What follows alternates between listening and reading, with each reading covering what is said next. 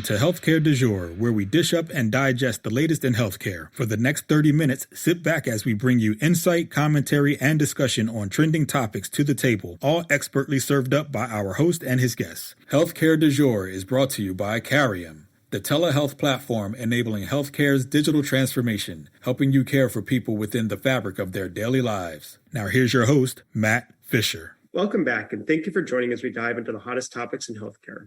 I'm your host, Matt Fisher. On the menu today is Cindy Gaines, Chief Clinical Transformation Officer at Lumeon. Cindy, welcome to the show. Thank you for having me. So, Cindy, what I always like to do at the beginning of every show is give my guests more of a chance to provide an introduction in terms of who they are and what they do. So the floor is yours. Great. I appreciate that. Again, thank you for having me here today. I'm Cindy Gaines, and as you said, I'm the Chief Clinical Transformation Officer for Lumeon. It's a wordy title, but it basically means that I'm the clinical leader in our organization. I'm a nurse. I've been a nurse for 35 years, and I've spent the majority of my career on the health system side. I'm leading nursing and quality, vice president for Pop Health, and even a president of a medical group at one time. And I joined the Lumeon team about a year and a half ago, and I really come in my role in many ways as a consultant type of role. I serve not only as a person in my organization who's been there and done it. So I've resourced a subject matter expert in our company and guiding and directing our company. But I also serve as that consultant role to our health systems and our customers, because I understand their pain points and I kind of know where to say, have you thought about doing it this way? And it just really changes that conversation, because I come in as having been there and been in that trenches with them. And it really helps to open that conversation. So I feel like I have the greatest job in the whole wide world, and I feel blessed to be here. So I think I'm going to actually have two more questions about your background then. So first, kind of, as you said, you've been in nursing for a long time. What first got you into wanting to become a nurse and get into the healthcare industry? It's a long time ago, but I would say at its core, I just always felt like it was my calling. That was the calling God placed on my heart back when I was a teenager. And I went right out of high school into nursing school at the University of Michigan. And it's been an incredible journey of not only being a caregiver at the bedside, which was just such an awesome opportunity, but it's also been leading in nursing. And sometimes I have people say, oh, you're not a nurse anymore. And I'm like, nope, I am, because what I get to do now really impacts patients at a broader level. And I still get to touch patient lives in that way. So yeah, it's been an amazing journey. So yeah, I like the way you just framed that. So kind of what spurred you to transition to a new way of being able to practice nursing, and as you're kind of saying, move more into the consulting side and being able to help with the suspect the kind of the larger, bigger picture of the industry. When you're in the trenches and you're doing the work, it's sometimes hard to step back from that and see that there's other things that we could do or other ways of looking at it. And I think the opportunity I had, even just stepping out of the health system, was you step back and take a deep breath and go, okay, what else can we do here? And so when I had the opportunity, when I was introduced to Lumeon, back, as I said, I've been with Lumeon about a year and a half. When I was introduced, what I saw was this opportunity to really change the way we do care and to free up our caregivers to focus on the care that they came in to do. We came into, whether we're a nurse or any type of caregiver at the bedside or at the front lines, we did it because we wanted to take care of patients.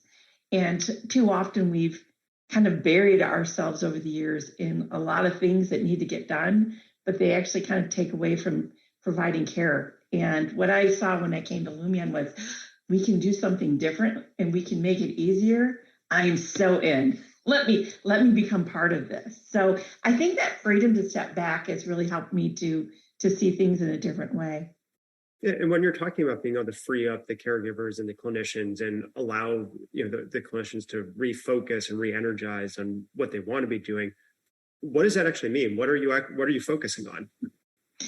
Absolutely. When I think about, we talk about care coordination and coordinating care, and we often make that a person's job. I had a team at one point who reported to me, and they were care coordinators.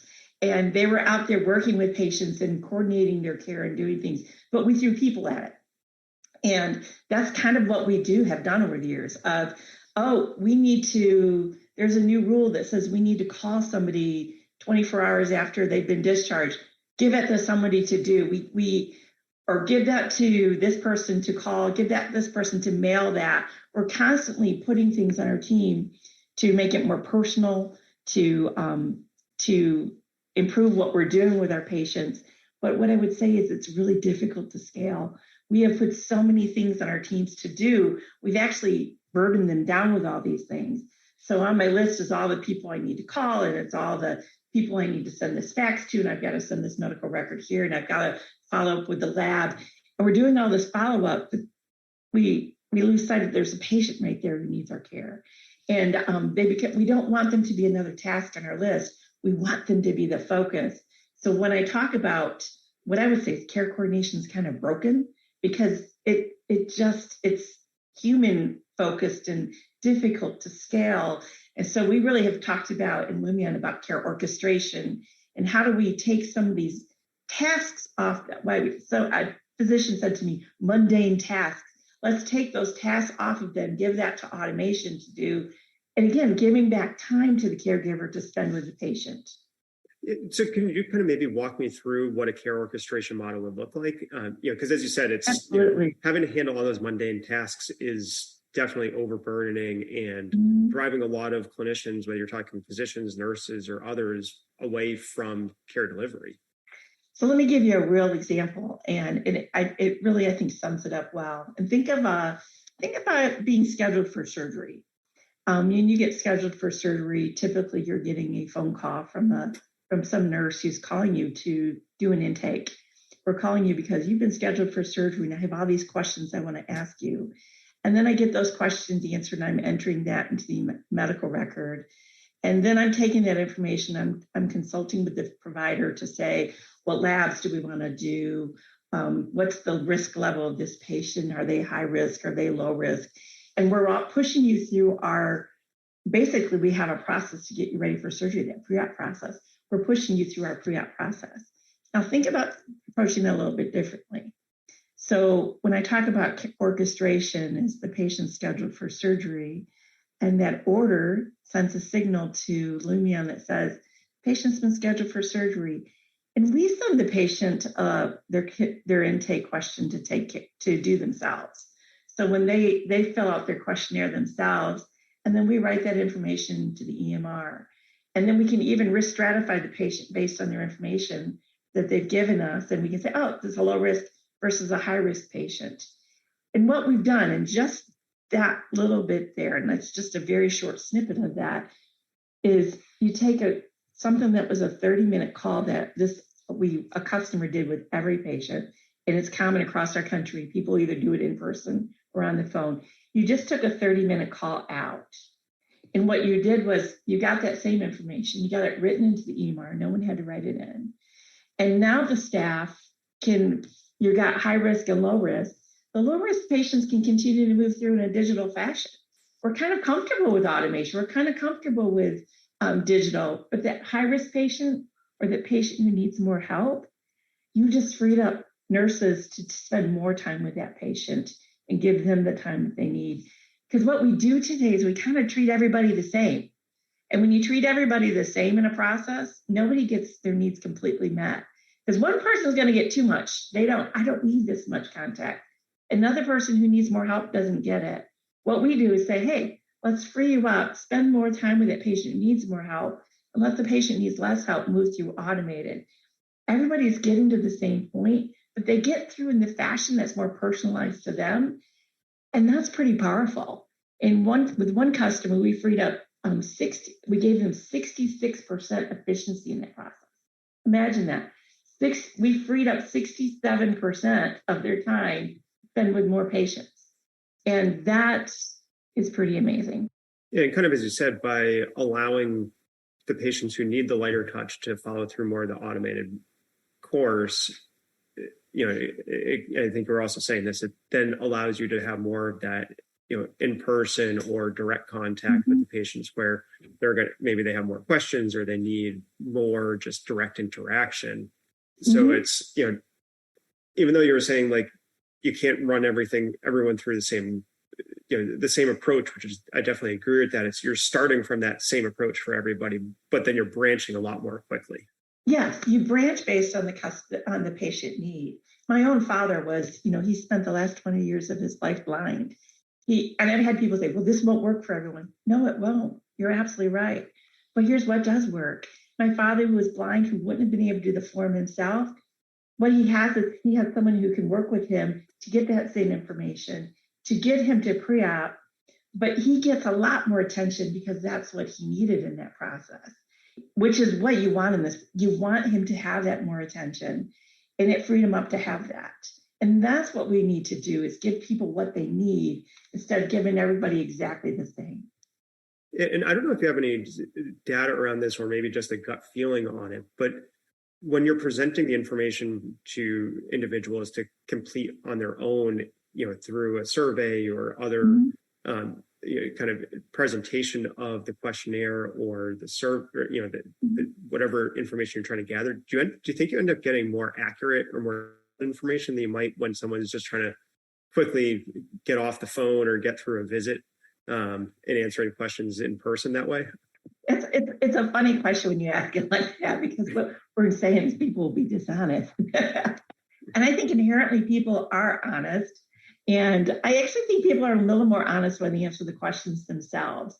And I say that because, just a funny side, when a patient comes to the emergency room because they're having chest pain, one of the first questions you ask them if they're a smoker, and inevitably about half of them will say they're not. And when they quit, when you ask them when they quit on the way to the hospital because they like having chest pain and it's cardiac. So people can get a little embarrassed to answer questions in person. And what you actually give them the opportunity is to be very honest. No one knows themselves better than the patient themselves. And whether I ask you on the phone, I ask you in person, or ask you to fill it out, if I make it easy for you to do, you'll be honest. And if you're going to be a little bit dishonest, everybody can be. And but it doesn't change the course of it. They'll if there's a question they're uncomfortable asking, they'll leave it blank. If there's a question that they don't want to answer quite, let's stop that. I'm going to call a timeout. I don't want to call people dishonest. So let's just stop right there for a second. In the end, people are honest at their hearts, and they'll answer the questions they're comfortable answering. And all we do is give them the opportunity to answer that in an easy fashion themselves. And actually, we don't find that they answer it any differently, whether they do it in person, they do it on the phone, or they do it themselves. And most people feel much more comfortable answering questions themselves at a time that's convenient than that random phone call you'll get in the middle of the day when someone says, hey, do you have 20 minutes to answer some questions for me? Most of us don't. We'd much rather answer that in the evening at a time that's convenient to ourselves. Yeah, no, that's a great point. And I agree. I don't think people are trying to be dishonest so much as you're kind of saying it's sometimes you're embarrassed or you just don't want to have to, vocalize it out loud to somebody. But if you're typing it in or writing it down, then the presentation of that question comes across much differently. But also, then sometimes it also goes to, because I know that, I've had family members that would do this where, they would tell us and the family all this background information and be like, you need to tell that to your doctor. They'd go in and they'd tell the doctor only half the story because they don't need to be worried about that. Yeah. Well, and that's where it comes to asking questions. You ask questions in a way that's very concrete with drop downs and not open-ended questions. When you add open-ended questions, and most organizations have learned this, their intakes are not open-ended. They're very specific. Do you have this? Yes or no. Do you have this? Yes or no. And so if the easier you make it to answer, the easier it is to be very complete with how you answer that and not having to give you a story and a background, but just concrete, do you have a COPD? Yes or no? Yeah, no, as you said, you want to make it, and I think also that makes it easier as well, because then you don't feel like you don't see this like big box of now I've got to fill this up with something. It's, you're just clicking through it and, maybe where appropriate, you end up having to type a short answer, but it's not on every single question. Yeah, absolutely. It's much less overwhelming when it's just a quick question and a drop down. When you ask a question, you have a big box you're supposed to fill in. You'll find people put that off. So Yes. Yeah, and for those of you just joining, I'm talking with Cindy Gaines of Lumeon, and we've been talking about care orchestration and kind of improving the flow so far up front with some of the initial intake. But Cindy, as you keep going through the process, where else is care orchestration driving efficiency and driving change in terms of how that care experience occurs, and then I suspect creating more time for clinicians to be doing what they want to be doing and should be doing. yeah, absolutely. I mean, let's just continue through that journey process of pre-op. If you continue down that, there's a number of communications that have to go out to the patient as you get towards surgery. Where do I need to park? When should I stop eating or drinking? When should I, who's my caregiver who's going to bring me to the hospital? And what ends up happening is there's teams of people typically stuffing information into envelopes, or mailing it out, or we're calling patients to communicate that information. And what I would say again is one of the key questions we're required in healthcare to ask a patient is, how do you prefer to be communicated with? Do you prefer phone communication? Do you prefer text communication? Do you prefer mail? We ask those questions. And what we do is we take advantage of what they've said in their EMR, and we send that information to them in the manner that they requested it. So oftentimes it's by email or by text. So again, getting an email from my organization that has, where do I need to park? When do I need to stop eating or drinking? Saves a lot of time when that's done with automation. Again, it doesn't have to be a person sitting there writing an email, attaching items. It can be done with automation. The same with after surgery. It's very common. It's the standard that you're going to get a phone call within 24 to 48 hours. It says, how you doing? How's your pain? Again, think of, and it becomes difficult to get to all those patients. And many of the patients are, I'm fine, I don't need anything. Well, why not send the patient a survey and ask them those same questions? A very quick survey that they can do in 5 minutes. Just quick, how's your pain? What's your pain level? Are you taking your medications? And then based on how they answer those questions, trigger a call from a nurse. So now I'm calling a patient who's either requested a call, or based on how they've answered the questions, we've prioritized they need a call. But everybody got follow-up. Everybody heard from their provider, but we prioritized who needed that personal phone call versus who needed a quick check-in. And again, how do we use automation to support that? Now, that's just a pre-op process. We could apply that to outpatient, to a physician's office, is looking for those opportunities where we have people doing things that automation could do it for them. Yeah, and I guess when you're talking about all the automation, is there a hurdle that you need to get over to maybe address potential mistrust or concern about shifting control away from someone doing it on a personalized basis to putting it more, putting it in the control of a tool or other system, even though that is going to make someone happier and probably more satisfied with what they're doing at the end of the day?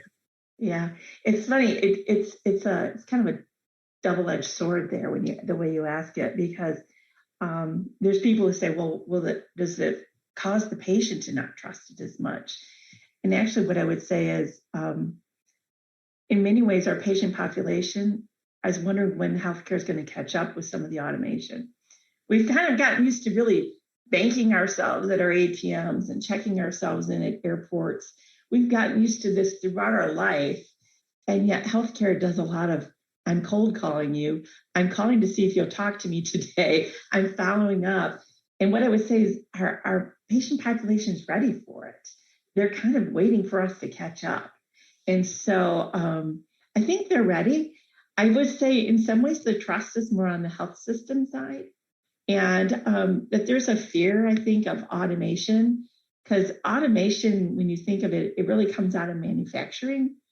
And automation became, you're replacing me with a robot. You're replacing me with something. And so when you think about automation, and it sounds scary because are you trying to replace me? As I said, I've worked in manufacturing. I've worked on that line. That's how I paid my way through college. So I've seen the automation and what that does, and it does replace a lot of people. But what we're talking about here with care orchestration and automation is not about replacing people. It's about unburdening the team to free up their time to focus on the patient in front of them. And when you tell the story in that way, it really changes the perspective. But some of that is gaining trust. And that's as we work with customers, it's telling those customer stories. The story I told you about the organization who said, can you help us with the pre-surgery? Their goal is we have to find 40% efficiency, or we're going to have to add more staff. Or we're going to, we need to do this. And we help find them 60%, 60+%. So it's real. And when you tell it that way, people go, whoa, that's amazing. But it's jumping that hurdle, because there's a certain thing that goes off when you're having to hear automation and you think robot taking my place. And that's not at all what we're talking about. Yeah, no, kind of, and as you're saying, it's, you're freeing up your resources to be focused where they should be, as opposed to, all these administrative or ministerial tasks that have kind of overtaken what people used to do. And and arguably that kind of goes to a lot of the reports that talk about, a lot of the administrative waste that occurs within healthcare, because you're having to spend so much time on these things that, I think not only you're making a great case for it, you're just pointing out what, arguably is kind of a common sense point about it, which is you don't want to be doing this. Like, let something come in, help you with it. As you said, unburden yourself. And then you can go back to, focusing on what you really want to be and, should be focusing on. Absolutely. You summarize it up perfectly. So kind of how much adoption have you seen so far, and where do you see opportunities to drive further inroads for this orchestration and automation within healthcare? We've worked, we find that intake process, when you talk about the procedural areas, it really is getting a lot of attention right now. And I think it's getting a lot of attention as we come out of the pandemic, and that there's a lot of areas that are feeling the need to catch patients up, patients who didn't come in during the pandemic. So when you think about that, colonoscopies and getting people caught up on that. It's how do we help people to get through that pre-procedure process much more quickly. So we're seeing a lot of adoption in the pre-surgery, the pre-procedure areas where people are wanting to get those patients in, but how do we help them to do that in a more efficient and effective manner? But on the other hand, we're working with a customer right now on just managing the inpatient interdisciplinary rounding process and making sure things get followed up, so you don't go to the next day and things didn't get done and you didn't realize they didn't get done, but helping to really manage that orchestration amongst that team. As well as we're seeing a lot of interest in the ambulatory world in the physician office. And when it's keeping track of when is the patient due, we're very reactive. Health systems are very reactive. We react to when the patient calls and wants an appointment. But imagine keeping track of when the patient's due and reaching out to them with automation, saying, Mrs. Smith, it's time for this. Let's bring you in. We expect that with our vets.